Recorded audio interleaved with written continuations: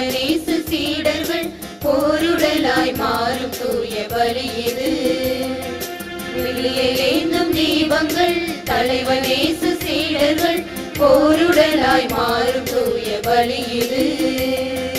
யாக நினைவினை வாழும் வழி இது, வாழ்வின் பொருளினை உணரும் மொழி இது. இணைந்திட இறைவன் இல்லம் அழைக்குது. கடலில் கரையும் நதிகள் நாம், கொடியில் இணையும் கிளைகள் நாம், இறைவன் அரசின் கனவுடன் இனிதாய் இணைவோம். கடலில் கரையும் நதிகள் நாம், கொடியில் இணையும் கிளைகள் நாம், இறைவன் அரசின் கனவுடன் இனிதாய் இணைவோம்.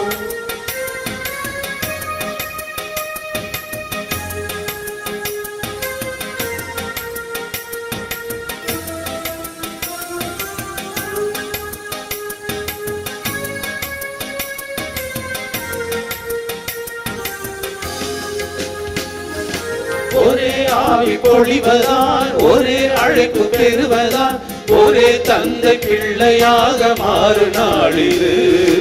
ஒரே மலையில் இணைவதால், ஒரே உணவை பகிர்வதால், ஒரே குடும்பம் உலகம் என்று மகிழும் நாள் இது. ஒரே உள்ளம் தருவதால், ஒரே எண்ணம் எழுவதால், நெஞ்சமே கோயிலாக மலருது. ஒரே உள்ளம் தருவதால், ஒரே எண்ணம் எழுவதால், நெஞ்சமே கோயிலாக மலருது. மண்ணிலே இறைவன் பாதம் தெரியுது. கடலில் கரையும் நதிகள் நாம், கொடியில் இணையும் கிளைகள் நாம், இறைவன் அரசு கனவுடன் இனிதாய் இணைவோம். கடலில் கரையும் நதிகள் நாம், கொடியில் இணையும் கிளைகள் நாம், இறைவன் அரசு கனவுடன் இனிதாய் இணைவோம்.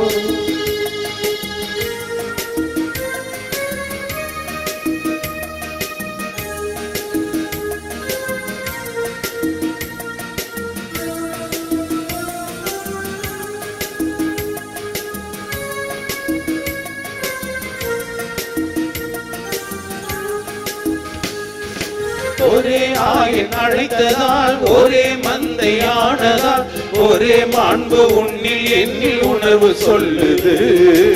ஒரே வார்த்தை கேட்பதால், ஒரே ரத்தம் மீட்பதால், ஒரே பணியில் இணையும் கைகள் உலகை வெல்லுது.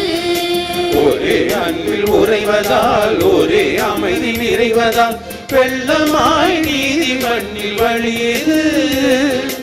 ஒரே அன்பில் உறைவதால், ஒரே அமைதி நிறைவதால், வெள்ளமாய் நீதி மண்ணில் வழியுது. விண்ணகம் ஆசி நம்மில் பொழியுது. கடலில் கரையும் நதிகள் நாம், கொடையில் இணையும் கிளைகள் நாம், இறைவன் அரசு கனவுடன் இனிதாய் இணைவோம். கடலில் கரையும் நதிகள் நாம், கொடையில் இணையும் கிளைகள் நாம், இறைவன் அரசு கனவுடன் இனிதாய் இணைவோம்.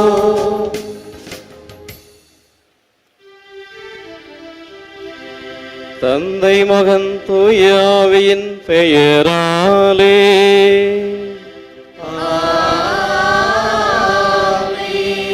ஆண்டவராகிய இயேசு கிறிஸ்துவின் அருளும் கடவுளின் அன்பும் தூய ஆவியின் நட்புறவும் உங்கள் அனைவரோடும் இருப்பதாக.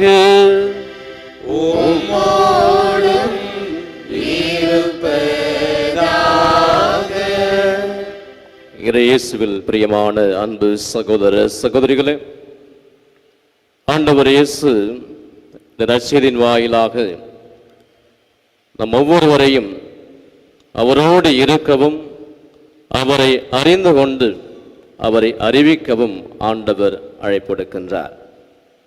நம்முடைய வாழ்வில் நாம் அவரோடு இருக்கின்றோமா? அவரை அறிந்திருக்கின்றோமா? அவரை அறிவிக்கின்றோமா என்ற சிந்தனையோடு இந்த தியாக திருப்பலியிலே பங்கெடுத்து ஜெபிப்போம்.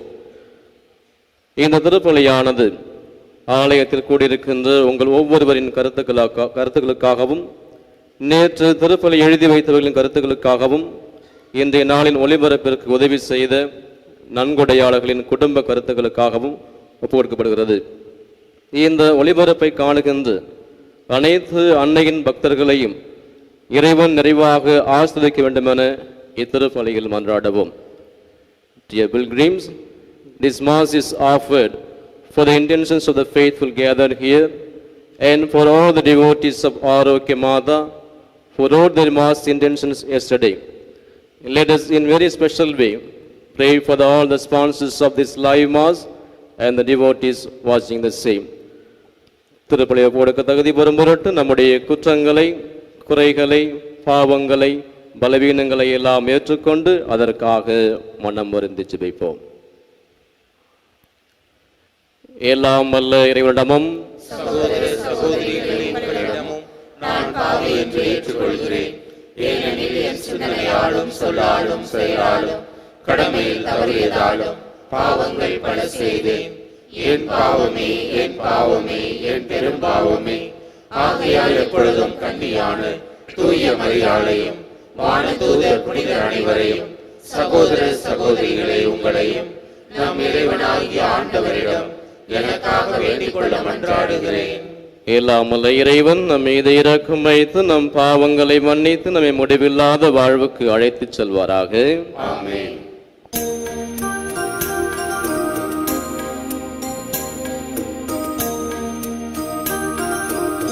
ஆண்டவரே இரக்கமாயிரும். ஆண்டவரே இரக்கமாயிரும். கிறிஸ்துவே இரக்கமாயிரும். கிறிஸ்துவே இரக்கமாயிரும். ஆண்டவரே இரக்கமாயிரும். ஆண்டவரே இரக்கமாயிரும். இரக்கமாயிரும். இரக்கமாயிரும்.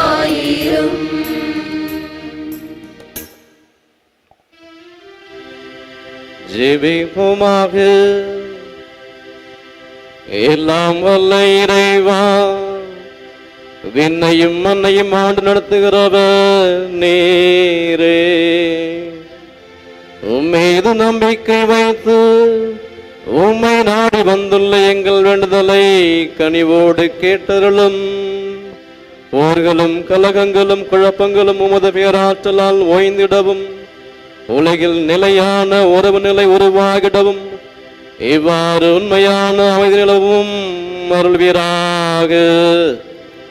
உம்மோடு தூய ஆவியாரின் ஒன்றிப்பில் இறைவனாய் என்றென்றும் வாழ்ந்து ஆட்சி செய்கின்ற எங்கள் ஆண்டவரும் உம்முடைய திருக்குமாரனுமாக இயேசு கிறிஸ்து வழியாகவே உம்மை மன்றாடுகின்றோம்.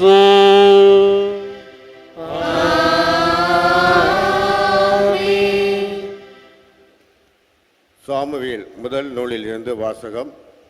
பிரிவு 24. இறை வார்த்தைகள் 2 முதல் 20 முடிய.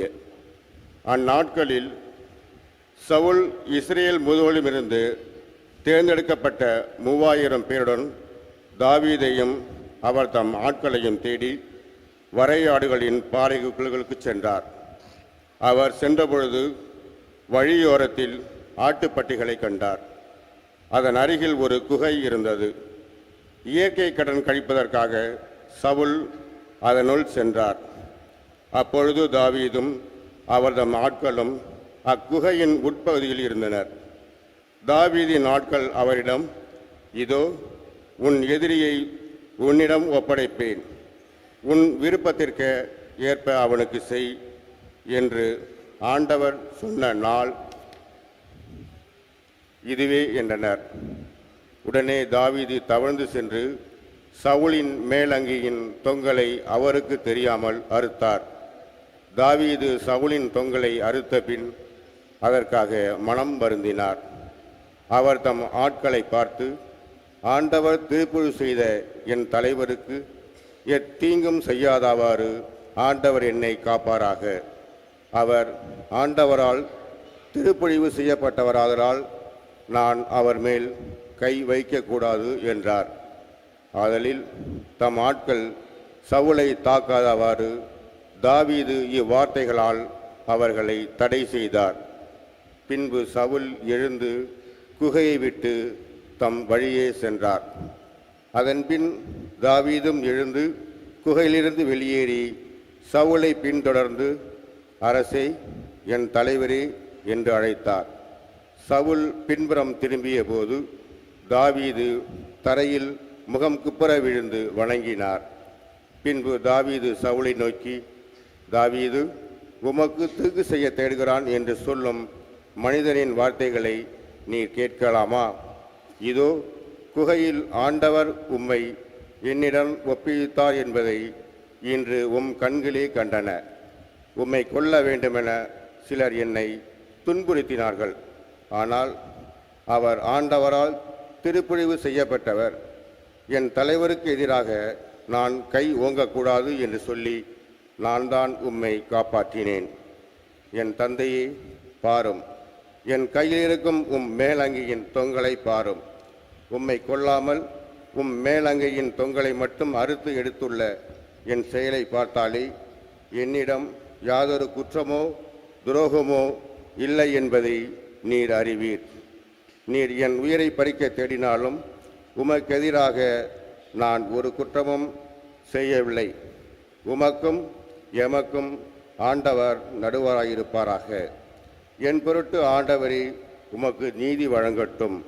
ஆனால் உமக்கெதிராக என் கை எழாது.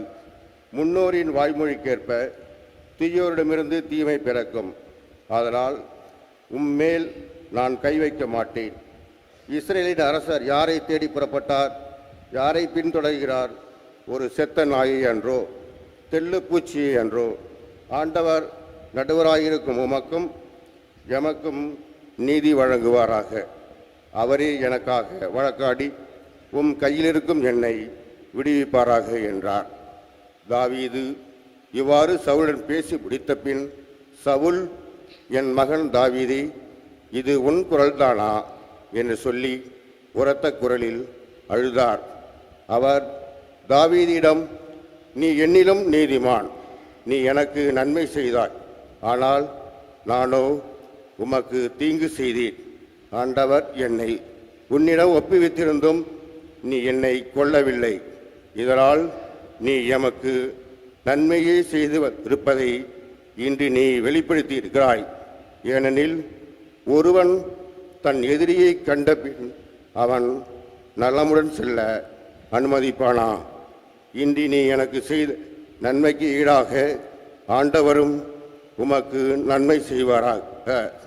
இதோ, நீ திண்ணமாய் அரசனாவாய் என்றும் இஸ்ரேலின் அரசை நீ உறுதிப்படுத்துவாய் என்றும் இப்பொழுது நான் அறிகிறேன்.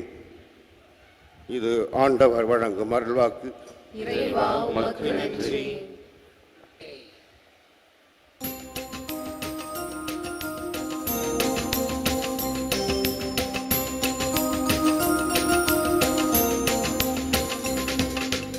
ஆண்டவரே, ஆண்டவரே, வாழ்வு தரும் ஊற்று என்றும் உம்மிடமே உள்ளது. ஆண்டவரே, ஆண்டவரே, வாழ்வு தரும் ஊற்று என்றும் உம்மிடமே உள்ளது. ஆண்டவரே, ஆண்டவரே, வாழ்வு தரும் ஊற்று என்றும் உம்மிடமே உள்ளது.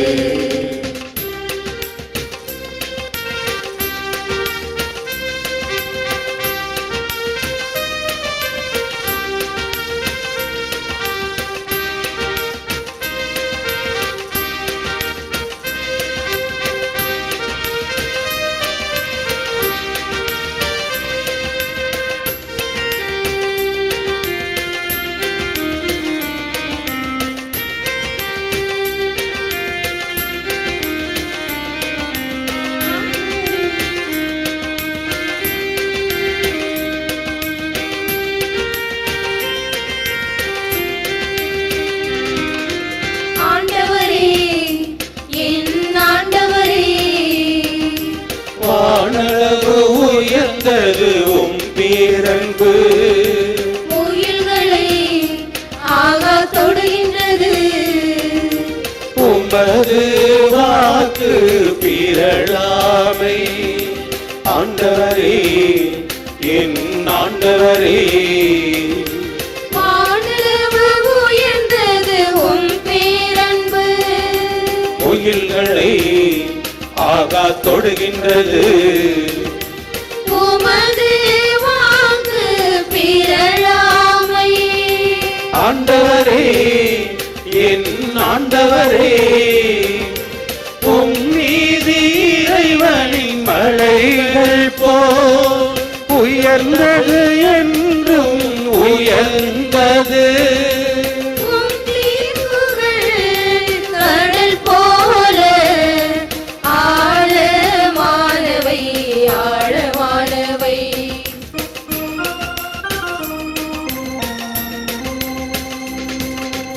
ஆண்டவரே ஆண்டவரே வாழ்வு தரும் ஊற்று என்றும் உம்மிடமே உள்ளது.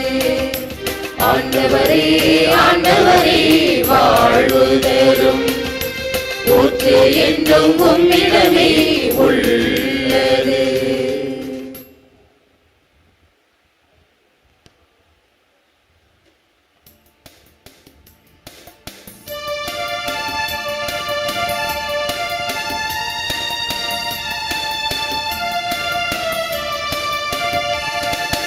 அல்லேலூயா அல்லேலூயா அல்லேலூயா அல்லேலூயா அல்லேலூயா அல்லேலூயா. உலகினரின் குற்றங்களை பொருட்படுத்தாமல் கடவுள் கிறிஸ்துவின் வாயிலாக அவர்களை தம்மோடு ஒப்புரவாக்கினார். அந்த ஒப்புரவு செய்தியை அவரை எங்களிடம் ஒப்படைத்தார். அல்லேலூயா அல்லேலூயா அல்லேலூயா அல்லேலூயா அல்லேலூயா அல்லேலூயா அல்லேலூயா.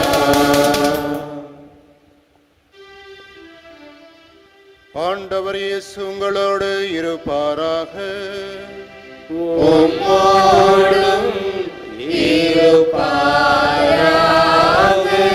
மார்க் எழுதிய தூய நற்செயலிலிருந்து வாசகம். ஆண்டவரே உமக்கு மகிமை. மார்க் நற்செய்தி அதிகாரம் 3 இறை வசனங்கள் 13 முதல் 19 முடிய. இயேசு ஆண்டவர் மலைமேல் ஏறி தாம் விரும்பியவர்களை தம்மிடம் வரவழைத்தார். அவர்களும் அவரிடம் வந்தார்கள். தம்மோடு இருக்கவும் நற்செய்தியை பறைசாற்ற அனுப்பப்படவும் பேய்களை ஓட்ட அதிகாரம் கொண்டிருக்கவும் அவர் 12 நியமித்தார். அவர்களுக்கு திருத்தூதர் என்றும் பெயரிட்டார்.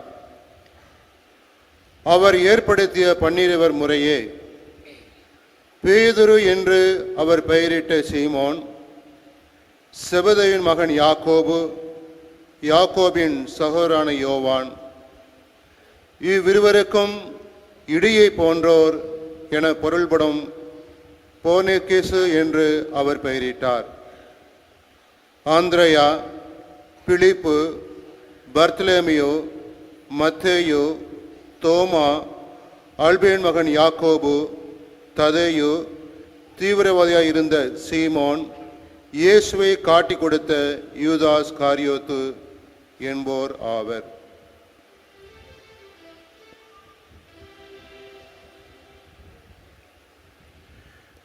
இது கிறிஸ்துவின் நற்செய்தி. கிறிஸ்துவே உம்மை புகழ்கின்றோம்.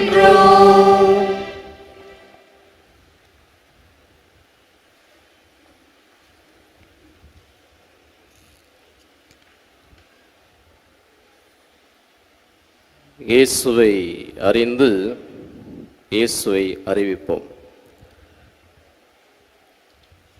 கிறிஸ்துவில் எனக்கு மிகவும் பிரியமான அன்பு சகோதர சகோதரிகளே, ஆரோக்கிய தாயின் அன்பு பக்தர்களே,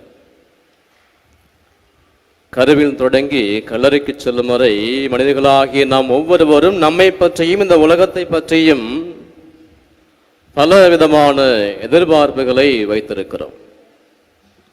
தந்தை கடவுளும் தன் மைந்தன் இயேசுவின் மீது ஒரு எதிர்பார்ப்பை வைத்திருந்தார். தன்னுடைய திருவுளத்தின்படி தன் மகன் செயல்பட வேண்டும் என்று எதிர்பார்த்தார். அதையும் அவர் நிறைவேற்றினார். அதனால்தான் தந்தையின் திருவுளத்தை நிறைவேற்றுவதே என் உணவு என்று தந்தையின் திருவுளத்தை நிறைவேற்றினார். இதோ இன்று நம் ஆண்டவர் இயேசு கிறிஸ்து உங்களிடமும் என்னிடமிருந்து எதிர்பார்ப்பது என்னவென்றால், அவரை அறிந்து, அவரோடு இருந்து, அவரை அறிந்து அவரை பறைசாற்ற ஆண்டவர் அழைக்கின்றார். ஆனால் இந்த அழைப்பு எல்லாருக்கும் எளிதில் விளங்கி விடுவது கிடையாது. நாமெல்லாம் டாக்டர் கிட்ட போயிருப்போம்.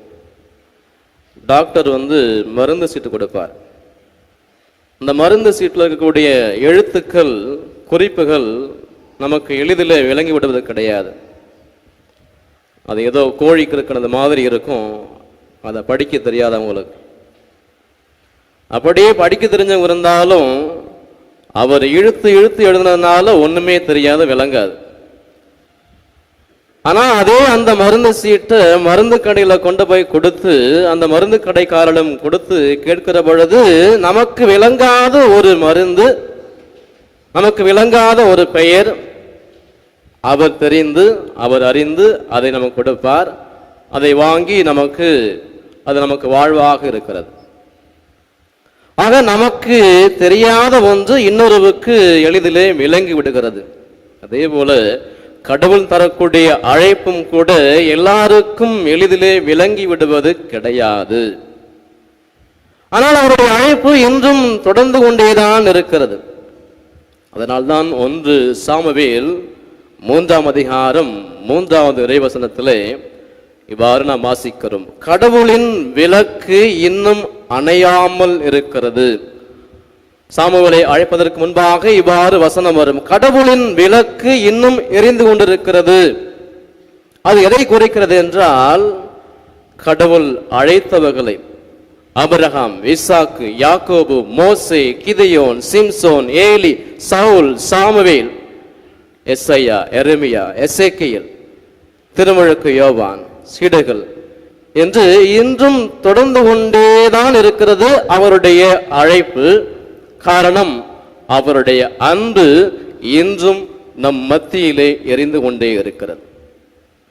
பிரியமான அன்பு சகோதர சகோதரிகளே, கடவுள் நம்மை அழைக்கிறார். எதற்காக என்றால், அவரோடு இருந்து அவரை அறிந்து கொள்ள வேண்டும். ஆனால் நம்முடைய வாழ்வில் அவரோடு இருப்பதை தவிர்த்து மற்ற எல்லாவற்றிலும் நாம் இருக்கிறோம். அவரோடு இருப்பதை தவிர்த்து மற்ற எல்லா காரியங்களிலும் நாம் ஈடுபடுகின்றோம். ஆனால் நம்மை உருவாக்கிய கடவுள் நம்மிடமிருந்து எதிர்பார்ப்பது அவரோடு இருக்க, அவரோடு இருக்க, டு பி வித் ஹிம், அவ்வளவுதான்.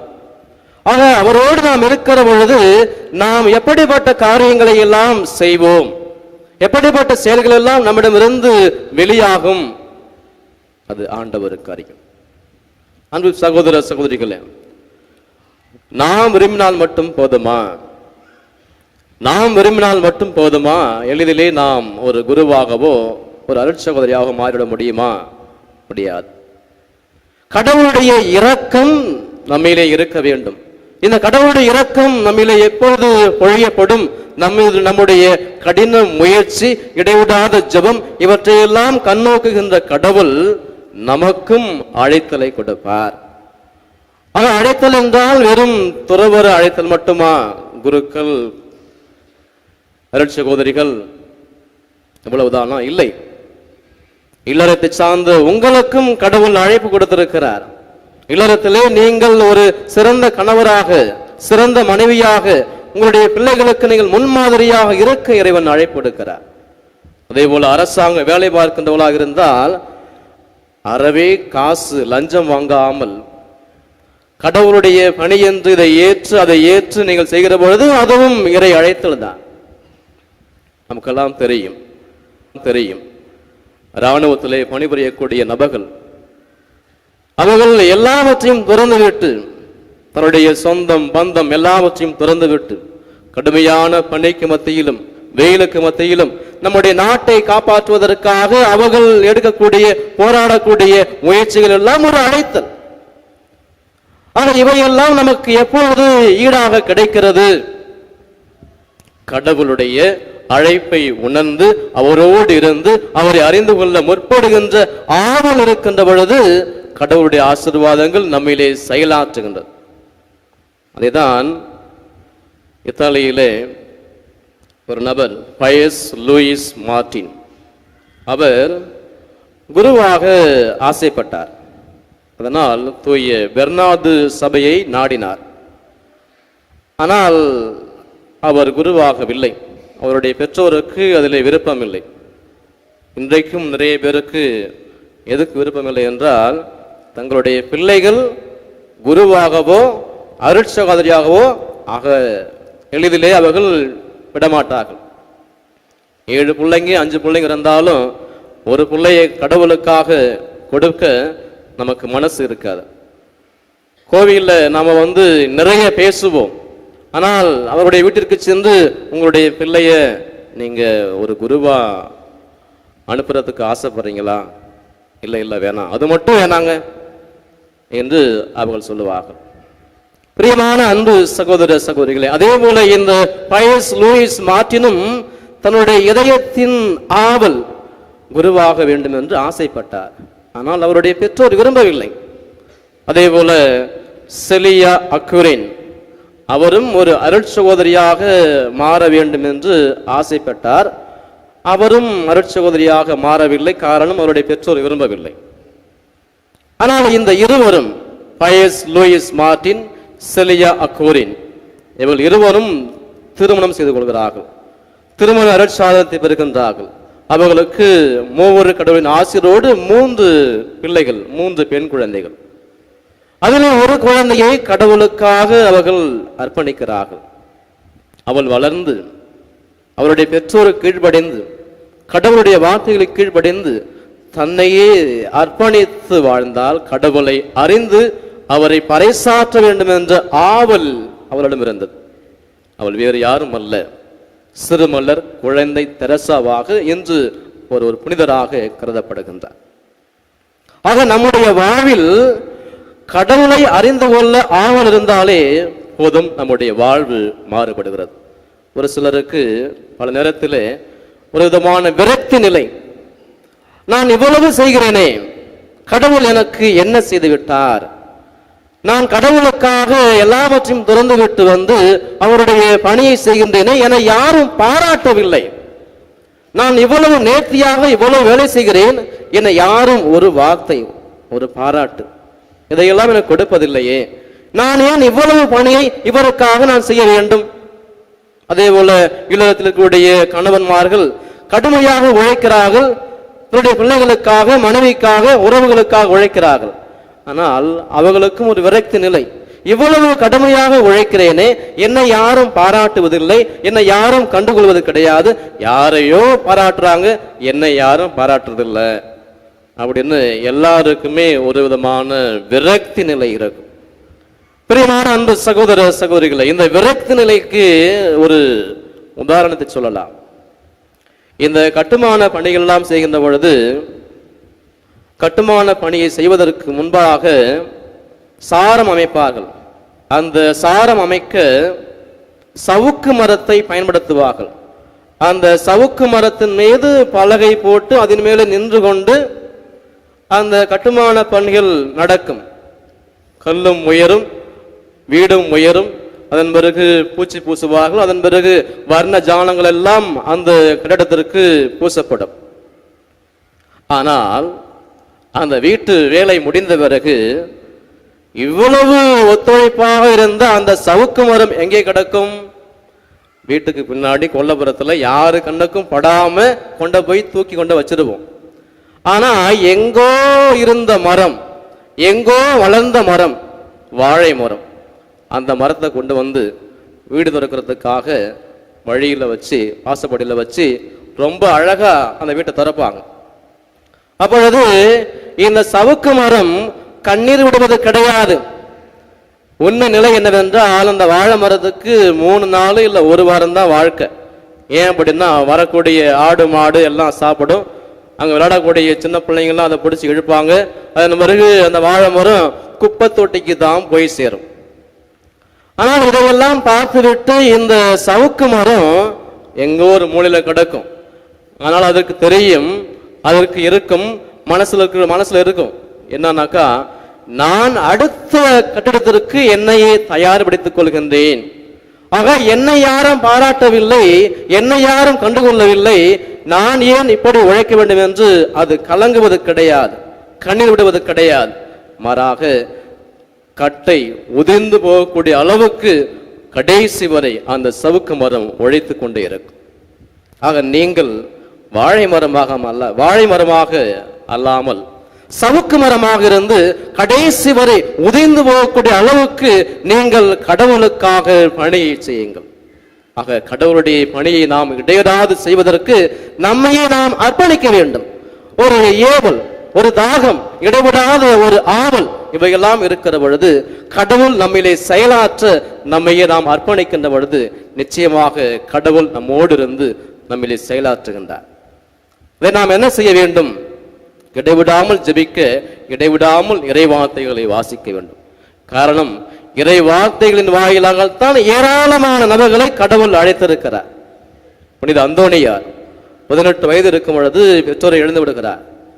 கோவிலை செல்கின்ற பொழுது அவருடைய இதயத்திலே கவர்ந்த வார்த்தை மத்தேயு நற்செய்தியிலே 19 அதிகாரம் 21 நீ நிறைவுள்ளவராக வாழ விரும்பினால் உன் உடைமைகளை எல்லாம் விற்று ஏழைகளுக்கு கொடுத்துவிட்டு பின்னர் வந்து என்னை பின்பற்று என்ற வார்த்தை அவரை கவர்ந்தது.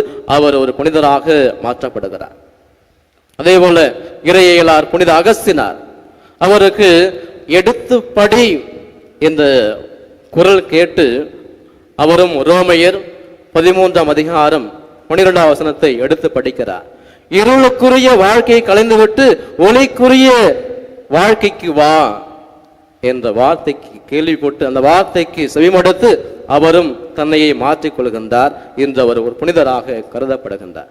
புனித பிரான்சிஸ் சவேரியார், அவருடைய வாழ்க்கையை மாற்றியது மத்தேயு நற்செய்தி 16 அதிகாரம் 25, 26 உலகம் முழுவதையும் ஒருவன் தனதாக்கி கொண்டாலும் தன் ஆன்மாவை இழந்தால் அதனால் அவனுக்கு கிடைக்கும் பயன் என்ன என்ற வார்த்தை அவருடைய வாழ்க்கையை மாற்றியது. அதன் பிறகு அவரும் இன்று ஒரு புனிதராக கருதப்படுகின்றார். ஆம் பிரியமான அன்பு சகோதர சகோதரிகளே, நம்முடைய வாழ்க்கையிலும் இறைவனை அறிந்து கொள்ள, இறைவனை புரிந்து கொள்ள நாம் என்ன செய்ய வேண்டும்? நாள்தோறும் இடைவிடாமல் நம்முடைய பணிகளை குறித்து நாம் கவலைப்படாமல், கடவுள் என்னுடைய பணியை நன்றாக பார்க்கிறார், கடவுள் நான் செய்யக்கூடிய எல்லா காரியங்களும் என்னோடு இருக்கிறார் என்பதை உணர்ந்து தொடர்ந்து அவரை அறிந்து கொள்ள நாம் ஆவல் கொள்ள இடைவிடாமல் ஜெபிப்போம்.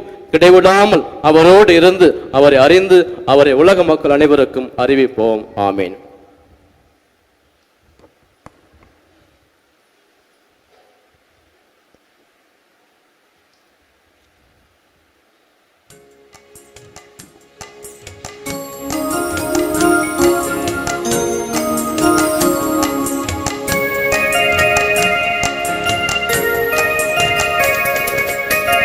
தருவேன் இறைவா, நான் எதை தருவேன் தலைவா? எதை தருவேன் இறைவா, நான் எதை தருவேன் தலைவா? எல்லையில்லா உமது அன்பை எண்ணி வியந்து புகழ்ந்து பாடி எதை தருவேன் இறைவா, நான் எதை தருவேன் தலைவா? எதை தருவேன் இறைவா, நான் எதை தருவேன் தலைவா?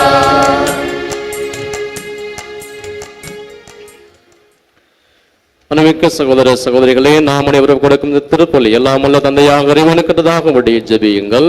ஆண்டவர் தம் திருப்பெயரின் புகழ்ச்சிக்காகவும் மகிமைக்காகவும் நமது நன்மைக்காகவும் தமது பரிசுத்த திருச்சபையின் அனைத்து நலன்களுக்காகவும் உமது கையிலிருந்து திருப்பலியை ஏற்றுக்கொள்வாராக. தந்தை இறைவா, உம் திருமகன் நினைவாக இந்த மர நிகழ்ச்சியை நாங்கள் கொண்டாடுகின்றோம். இதற்கு தேவையான காணிக்கைகளை அன்போடு ஏற்றுக்கொள்ளும். எங்களை மீட்கும் செயல் தொடர்ந்து நடைபெறுகிற வழியில் நாங்கள் முழுமையான ஈடுபாட்டோடு பங்கேற்க செய்தருளும். எங்கள் ஆண்டவராகிய கிறிஸ்து வழியாகவே உம்மை மன்றாடுகின்றோம்.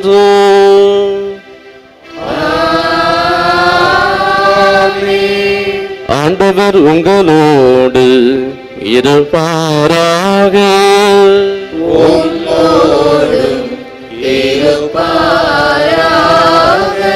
இதயங்களை ஆண்டவரிடம் எழுப்புங்கள்.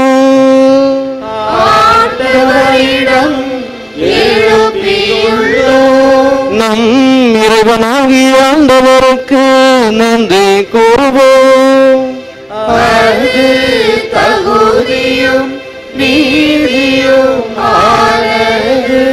ஆண்டவரே, தூயவரான தந்தை, என்றும் வாழும் எல்லாமுள்ள இறைவா, இந்நாளும் எவ்விடத்திலும் நாங்கள் உமக்கு நன்றி செலுத்துவது மெய்யாகவே தகுதியும் நீதியுமாகும். எங்கள் கடமையை மீட்புக்குரிய செயலுமாகும். எங்கள் ஆண்டவராகிய கிறிஸ்து வழியாக உமது பேரன்பினால் நீர் மனிதராக எங்களை படைத்து நாங்கள் நீதியின்படி தண்டனைக்குரியவராயினும் உமது இரக்க மிகுதியினால் எங்களை மீட்டருளினீர். அவர் வழியாகவே உமது மகத்துவத்தை வானகத்து அனைவரும் அணியணியாக இடையராது புகழ்ந்தேத்து பணிந்து வணங்குகின்றனர், கூடி மகிழ்ந்து கொண்டாடுகின்றனர். அவர்களோடு எங்கள் தொழில் சேர்த்துக் கொள்ளுமாறு நாங்கள் உம்மை தாழ்மையோடு இறைஞ்சி புகழ்ந்து ஒன்றாக அக்களித்து சொல்வதாவது: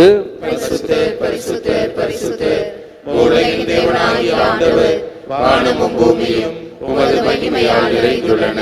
உன்னதங்களிலே ஓசானா. ஆண்டவர் பெயரால் வருபவர் ஆசி பெற்றவர். உன்னதங்களிலே ஓசானா. ஆனக தந்தையே, நிர்மையாகவே தூயவர், புனிதத்திற்கெல்லாம் போற்று. ஆகவே உம்முடைய தூய ஆவியை பொழிந்து காணிக்கைகளை புனிதப்படுத்த வேண்டும் என மன்றாடுகின்றோம். இவ்வாறு எங்கள் ஆண்டவர் இயேசு கிறிஸ்துவின் உடலும் இரத்தமுமாக எங்களுக்கு இவை மாறுனவாக. அவர் பாடுபட மனமு வந்து தம்மை கையளித்த போது அப்பத்தை எடுத்து நன்றி செலுத்தி அதை பிட்டு தம் சிடருக்கு அளித்து அவர் கூறியதாவது: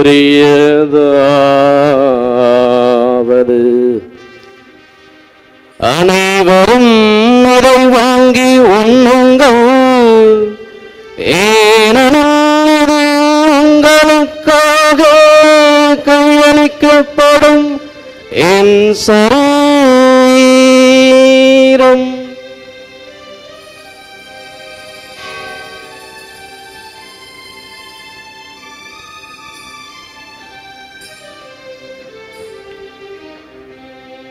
அவ்வண்ணமே உணவருந்தியவின் கிண்ணத்தை எடுத்து நன்றி செலுத்தி தம் சிடருக்கு அளித்து அவர் கூறியதாவது: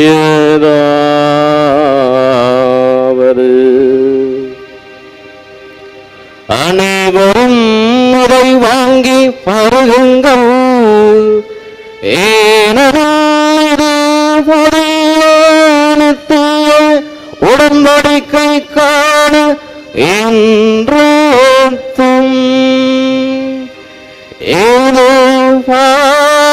மன்னிப்புக்கென்று உங்களுக்காகவும் எல்லோருக்காகவும் சிந்தப்படும் இதை என் நினைவாக செய்யுங்கள்.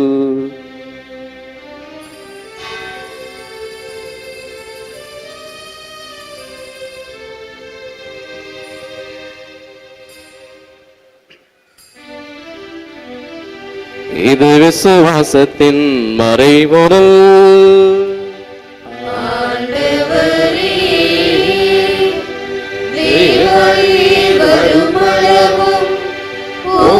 உமது மரணத்தை அறிக்கையிடுகின்றோம், உமது உயிர்ப்பையும் எடுத்துரைக்கின்றோம். ஆகவே இறைவா, நாங்கள் கிறிஸ்துவின் இறப்பையும் உயிர்ப்பினை கூர்ந்து வாழ்தரும் அப்பத்தையும் மீட்பளிக்கும் கிண்ணத்தை உமக்கு ஒப்புக் கொடுக்கின்றோம். திருமணன்று ஊழியம் புரிய தகுந்தவர்கள் என எங்களை ஏற்றுக்கொண்டீர்.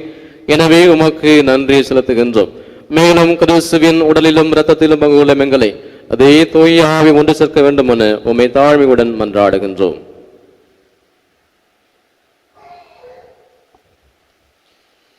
இறைவா, உலகெங்கும் பரவியிருக்கும் திருச்சபையை, சிறப்பாக திருத்தந்தை பிரான்சிஸ், எங்கள் ஆயர் தேவராஜ் அம்பரோஸ், இணை ஆயர்கள், திருப்பணியாளர்கள், துறவியர், பொதுநயினர் ஆகிய அனைவரையும் நினைவு கூர்ந்தருளும். நீங்கள் அனைவரையும் அன்பின் நிறைவை அடையச் செய்தருளும்.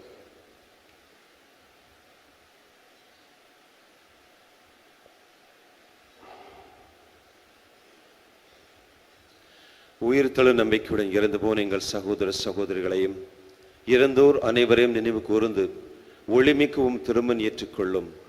எங்கள் அனைவர் மீதும் இரக்கமாயிரும். இறைவனின் கன்னித்தாயான மாட்சிமிக்க மரியாள், புனித அப்போஸ்தலர்கள், இவ்வுலகில் உமக்கு உகந்தவராய் இருந்த புனிதர் அனைவருடனும் நாங்கள் நிலையான வாழ்வில் தோழமை கொண்டு உம் திருமகன் இயேசு கிறிஸ்து வழியாக உம்மை புகழ்ந்தேத்தும் வரமருள உம்மை மன்றாடுகிறோம்.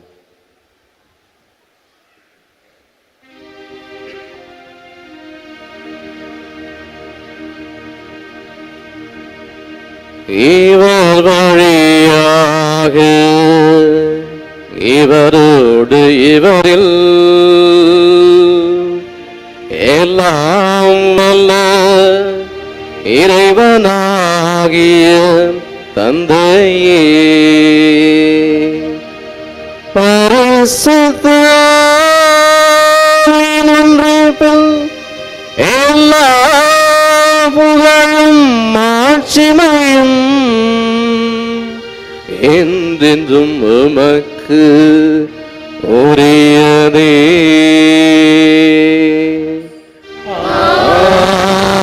ஆமென்.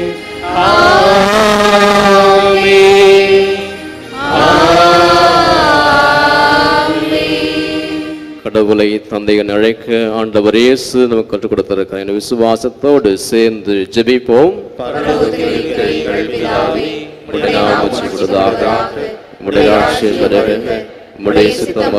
செய்யப்படுவது போல பூலோகத்திலும் செய்யப்படுவதாக. எங்கள் அனுதின உணவை எங்களுக்கு இன்று அளித்தருளும். எங்களுக்கு தீமை செய்தவர்களை நாங்கள் பொறுப்பது போல எங்கள் பாவங்களை பொறுத்தருளும். எங்களை சோதனையில் விடவிடாதேயும், தீமையிலிருந்து எங்களை ரட்சித்தருளும். ஆண்டவரே, தீமை அனைத்திலிருந்தும் எங்களை விடுவித்து எங்கள் வாழ்நாளில் அமைதியை கனிவுடன் அருளவை மன்றாடுகின்றோம். உமது இரக்கத்தின் உதவியால் நாங்கள் பாவத்திலிருந்து எப்பொழுதும் விடுதலை பெற்று யாதொரு கலக்கம் இன்றி நலமாக இருப்போமாக. நாங்கள் நம்பியிருக்கும் பேரின்ப வாழ்வையும் மீட்பராக இயேசு கிறிஸ்துவின் வருகையும் மகிழ்ச்சி எதிர்பார்த்திருக்கின்றோம். ஆண்டவராக இயேசு கிறிஸ்துவே, அமைதியை விட்டுச் செல்கின்றேன், என் அமைதியை உங்களுக்கு அளிக்கின்றேன் என்று உம்முடைய அப்போஸ்தலர்களுக்கு மொழிந்தீரே. எங்கள் பாவங்களை, பலவீனங்களை, குற்றங்களை, கோபங்களை எல்லாம் பாராமல் திருச்சபையின் விசுவாசத்தை மட்டுமே கண்ணோக்கி எங்களுக்கு தேவையான மன அமைதியையும் மன ஒற்றுமையும் குடும்பத்திலே சமாதானத்தையும் சந்தோஷத்தையும் நல்ல உடலுள்ள சுகத்தையும் தூய ஆவியானுடைய கனிகளையும் கொடைகளையும் அளித்துள்ள திருவுளம் கொள்வீராக. என்றென்றும் வாழ்ந்து ஆட்சி செய்கின்றவர் நீரே.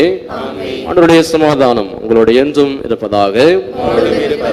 ஒருவருக்கொருவர் சமாதானத்தை அறிவித்த மகிழ்வோம். உலகின் பாவங்களை போக்கும் இறைவனின் செம்மறி, எங்கள் மேல் இரக்கமாயிரும். உலகின் பாவங்களை போக்கும் இறைவனின் செம்மறி, எங்கள் மேல் இரக்கமாயிரும். உலகின் பாவங்களை போக்கும் இறைவனின் செம்மறி, எங்களுக்கு சமாதானத்தை தந்தருளும். இதோ இறைவனின் செம்மறி, இதோ உலகின் பாவங்களை போக்குகின்றவர். செம்மறியின் திருவிருந்துக்கு அழைக்கப்பெற்ற நாம் அனைவரும் பேறு பெற்றவர்கள்.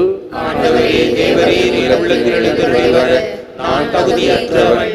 ஆனால் ஒரு வார்த்தை மட்டும் சொல்லி அருளும், எனது ஆன்மா குணமடையும்.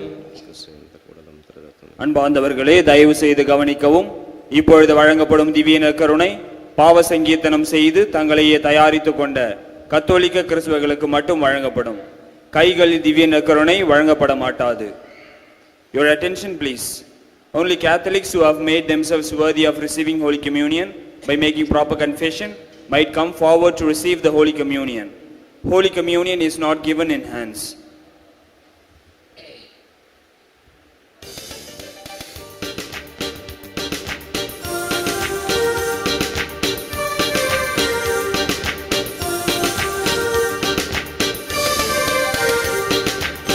விருந்திது அன்பின் விருந்திது, விருந்திது உறவின் விருந்திது, விருந்திது அன்பின் விருந்திது, விருந்திது உறவின் விருந்திது.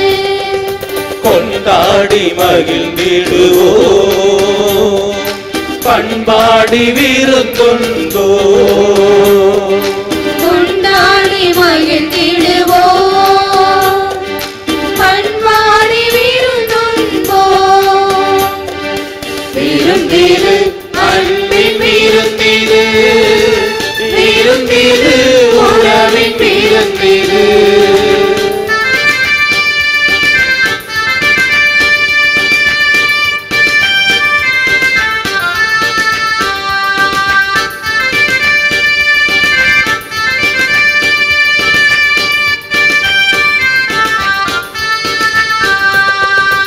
உடலும் உயிரும் என என்னோடு வருவாய், உறவினில் நீ மலர்வாய். வலியும் ஒளியும் என என்னோடு இருப்பாய், வாழ்வினில் துணை வருவாய். உடலும் உயிரும் என என்னோடு வருவாய், உறவினில் நீ மலர்வாய். வலியும் ஒளியும் என என்னோடு இருப்பாய், வாழ்வினில் துணை வருவாய்.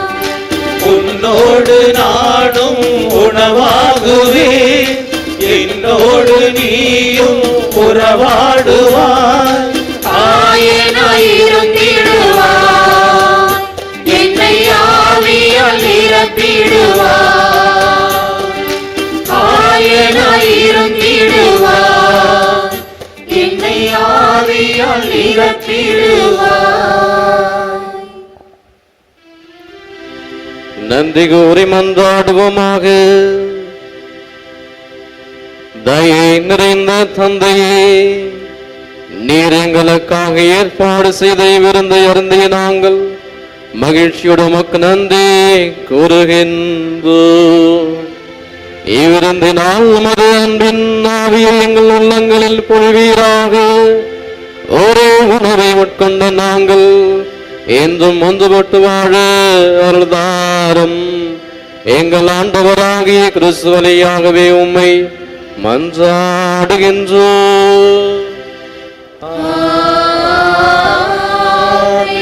ஆண்டவர் உங்களோடு இருப்பாராக. உம்மோடும் இருப்பாராக. எல்லாம் வல்ல இறைவன் தந்தை மகன் தூயாவி நம் அனைவரையும் நிறைவாக ஆசீர்வதிப்பாராக. ஆண்டவரின் அன்பிலும் ஆரோக்கிய தாயின் பரிவிலும் வாழ சென்று வாருங்கள். திருப்பலி நிறைவேறிற்று. இறைவனுக்கு